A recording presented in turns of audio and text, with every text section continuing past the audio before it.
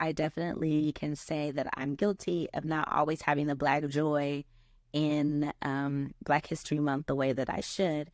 And I have really tried to, not tried, I really have self corrected and really had to focus on Black inventors or Black excellence, right? And then Black joy, like featuring some of the music or the poems that really speak to the wonder and joy of being Black in America. Being Black. Hi, thank you so much for joining the Falling for Learning podcast. I am TD Flenaugh. We have this podcast to help parents and caregivers with having the resources, strategies, and tools needed to make sure that their children are on track for learning and to stay on track for success. I'm going to talk about Black History Month, but not what you would typically think that I would talk about. So as an educator and as a parent, I'm just going to reflect a little bit on what it was like for me when I was growing up in Alaska. And actually, they didn't really acknowledge as a school site Black History Month, and they didn't really acknowledge Martin Luther King Day when I was growing up in Alaska. And so, which was really crazy about it, is that my mom made us like write reports. And I'm saying she made us, but I don't know. I mean, I did it. I really can't tell you, like, confirm or deny, like, whether or not other people did it, if they actually did it in my family, or if they just decided to, like, ignore my mom. But my mom wrote a letter for me, and my reports back in first grade had to do with me copying from the Encyclopedia, right? So I copied information about Martin Luther King or whoever from the Encyclopedia, and I gave the note to my teacher that there was a presentation I wanted to do on Martin Luther King because they called it Teacher in Service Day. They did not call it Martin Luther King Day. They called it like a Teacher in Service. And so my mom was like, no, this is ridiculous. The school calendar says Teacher in Service, and this is obviously Martin Luther King Day. So we've got to make sure that your fellow students understand and they know. And so do a report. And so she took us to the library. We also, I guess my dad paid for like the Encyclopedia Britannica or whatever, and, you know, was paying payments on or whatever. But we had encyclopedias back in the day. And even, you know, we had them for years. Like sometimes we didn't have much of anything else, but we had them Encyclopedia Britannicas. Anyway, so he took us to the situation where where my mom made sure I did reports, and I got the report ready, which again was just copying from the encyclopedia.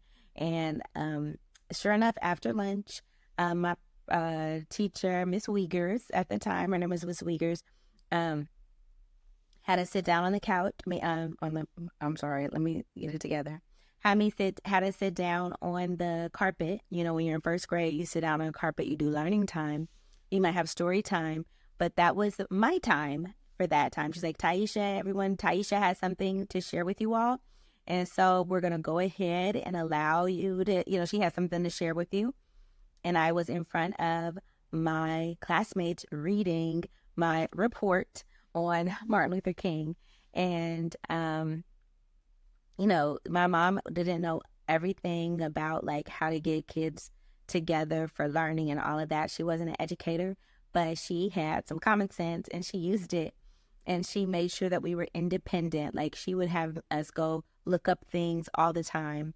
And, you know, she didn't commandeer the television when we were like little kids. I was fully indoctrinated in PBS Kids and, you know, was practicing my sounds and understanding things using Sesame Street.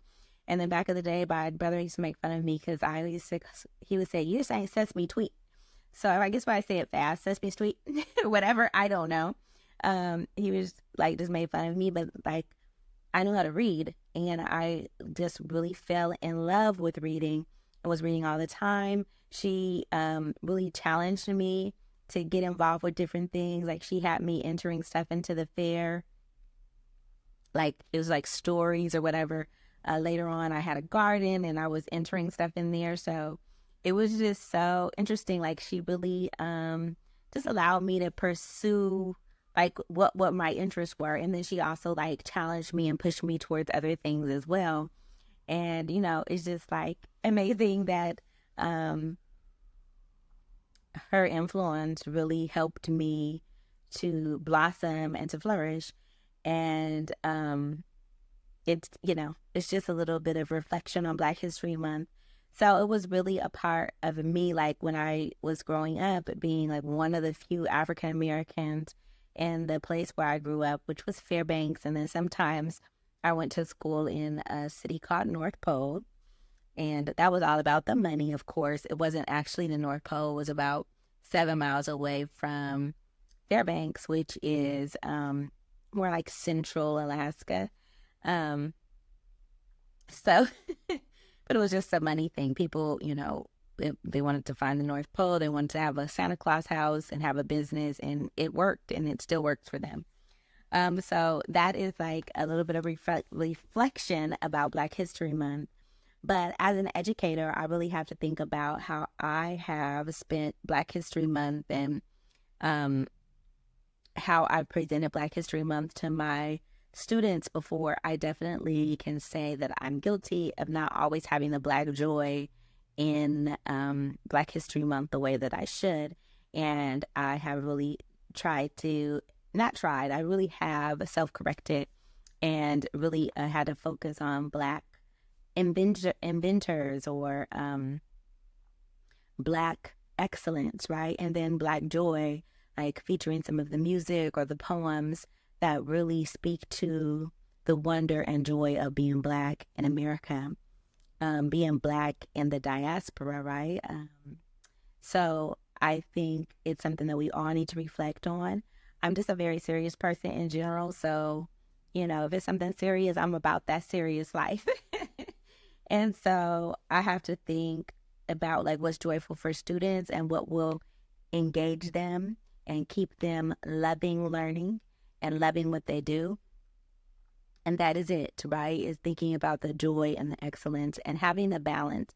Of course, they don't mind hearing about some of the struggles that African Americans have gone through, or African people. But if that's the only thing is the struggle and the oppression, then they don't want to hear it. And it feels like that's their fate, right? If we're not getting to the joy part, the triumph, and really having a focus on it at times, and then sometimes making sure that there's a balance. And I think I've definitely had an overbalance in the imbalance, right? In the wrong direction, where it wasn't about that Black joy or accomplishment. It was really about, how we were wronged over the years. And so, it's something, just have to reflect on. And it's something I hadn't thought about or whatever. But I'm a little dark in those ways. Like, I really like stories that don't have a typical happy ending. And so, not just so like I'm comfortable with that. And so, just when we're teaching students or our kids, depending on if you're an educator, if you're a parent, we just have to keep that in mind, right? And maybe you have a kid who's into the darkness like me, and they're like, okay, what else did they do to us? And they want to hear about that. So if that's what they want to do, that's great. Like, let's go for it. But just make sure there's some balance there, because sometimes we think that that's what it is. To be Black is to struggle, and it doesn't mean that, right? But it is what it is. Um, and just thinking about something that's going on with me, like personally, we always think about like, Blacks in education, and then like Blacks in different fields, like there would be not that many Black doctors. I recently had to go to the dermatologist. Mind you, I waited for like 6 months to see the dermatologist, and I finally saw the dermatologist. And I have some skin discoloration on my neck, and then it's like up here, like the décolletage, I think people call it. I don't know if I pronounced that right, so don't come for me. No. Anyway, and I didn't know what it was. I don't know what was happening. And the doctor, when I went to the doctor, the dermatologist, the specialist, he's like, you have, and I swear, I have ashy dermatosis, is what he was telling me. Join us for Well Educated Wednesdays every Wednesday on Instagram Live at Falling for Learning. It is a free parent question and answer session where parents can ask questions, learn about resources, strategies, and tips to make sure their children are on track for learning and stay on track for success. That's every Wednesday on Instagram Live at Falling for Learning. We look forward to seeing you and helping the next generation thrive. And, just as Black people, the term ashy is just so, insulting, derogatory. So, yeah, ashy dermatosis. And then now I start to see some of this on my forehead a little bit here. So I don't know if you can see it. It's not too bad. It's like, thank goodness it's not like a rash. It's like discoloration. So yeah, just some of that little information. Don't know if you care. Anyway, obviously I've changed the setting. I just wanted to be like a little bit more laid back, and just about reflection. Like, what can we do to make sure our kids are getting hooked into learning, that we are sending messages about empower, right? About empowerment, about triumph, and not focusing on negativity. And that's going to help lift us up overall. And, I really think, like, when we start with Martin Luther King Day and then we have our Black History Month, like, all that goes together, right? It's not like one in between. And of course, all year you highlight Black writers, Black excellence. And it's just something that we really need to make sure that we do so it's integrated, right? And I think we hear it a lot, but it's important to just bring it forth. And there's ways to bring it forth. Like, you could bring it forth with music, or you could bring it forth with art, or you could bring it forth with actual historical figures, or people who invented, people who innovated, right? When we're talking about science, or we're talking about math, or we're talking about reading, you can just bring up and really talk about Black educators, Black people's influence in this particular field, whatever it is that you're studying, because you're going to find that Black excellence there. No matter what, can't keep you down, right? They can keep us down, but not keep us all the way down. Anyway, so yeah, that's a little bit what's going on with me. And to continue the dermatology story, the dermatologist, actually, like, I did a follow-up, and they were like, actually, you could go to like people of color or skin of color clinic. And so in that dermatology center, there was a particular day that they really had a focus on, skin of color. And I thought that was important. I think the first time I went to the dermatologist, they didn't tell me that was available. And then the second time I went to the dermatologist, they did tell me it was available. So thank goodness. Yeah, I actually think I figured out what the problem was.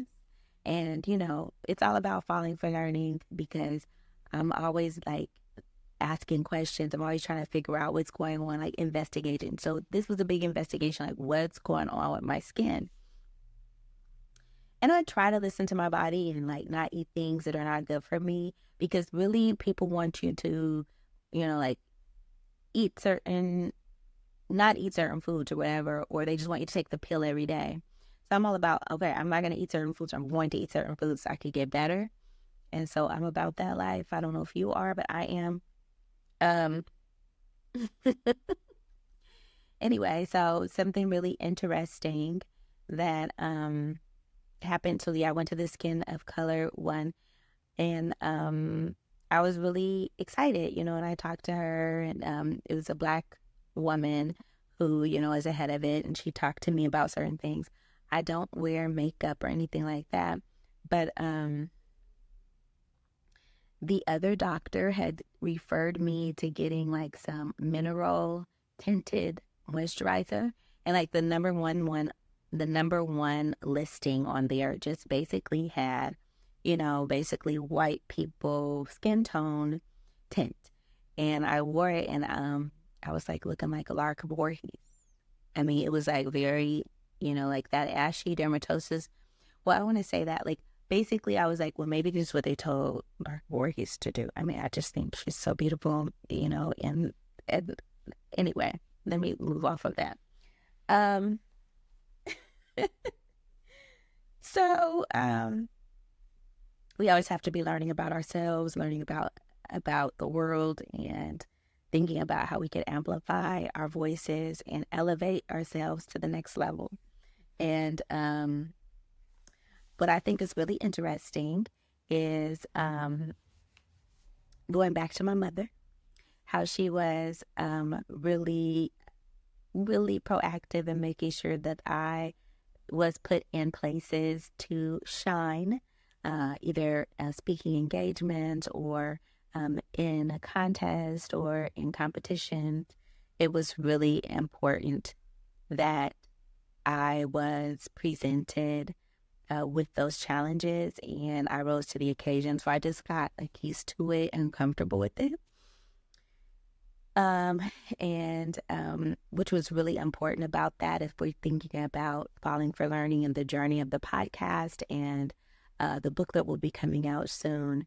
As parents, we are the best equipped to meet the needs of our children, not all by ourselves, but noticing what children are into, and really hoping to make learning a part of their world, right? Just like I'm learning about like what's going on with my skin or what food can I eat so that I'm not experiencing ashy dermatosis. Same thing, like we're talking to our kids about what might be the reason that your skin is doing this, or what might be the reason this is happening. Maybe if we don't eat this or we eat less of this maybe help us. I mean, it's really important to have those conversations and get kids thinking about understanding the world and what control they have in the world. We don't have control over everything, obviously, but we definitely have some control. And there are some things that we can do to empower ourselves and to help make sure that we are growing and learning, and making it an inquiry, right? When I was a little kid and I asked my mom, okay, well, what is that? I've never heard of this before. She's like, well, let's look it up. Let's go to the library, get some books about it. And so that's just how it flowed, right? And so as an adult, I'm very independent. I've been independent. You know, of course, I'm supposed to be independent, but that was a habit that was put in place when I was a kid, right? Because I know that I can empower myself to figure out and make a change and make a difference, and all of those things. When it comes to my health, when it comes into my social situation and my job situation or whatever I'm going through, I know that I'm empowered to find a solution, and it's not just me being a victim of circumstance.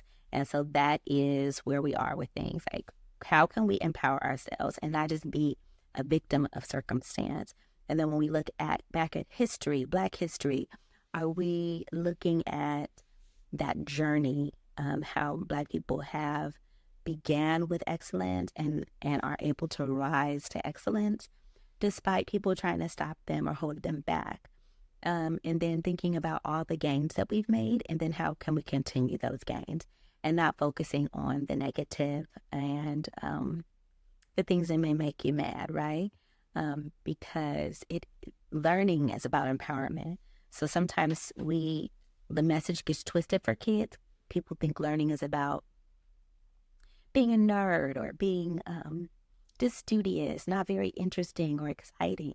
But actually, if we are learning about our world, then we really can integrate the things that we learn into our world and seek out the things that we want to seek out, and not just things that maybe our teacher brings to us or our mom makes us do, but things that are empowering and exciting for ourselves. So that is the message today. Black History Month, this month, every month, all day, every day. And thinking about how we could use the history lessons that Black people have had throughout time to empower our learners. And then what lessons can we take and integrate into our personal lives and empower ourselves?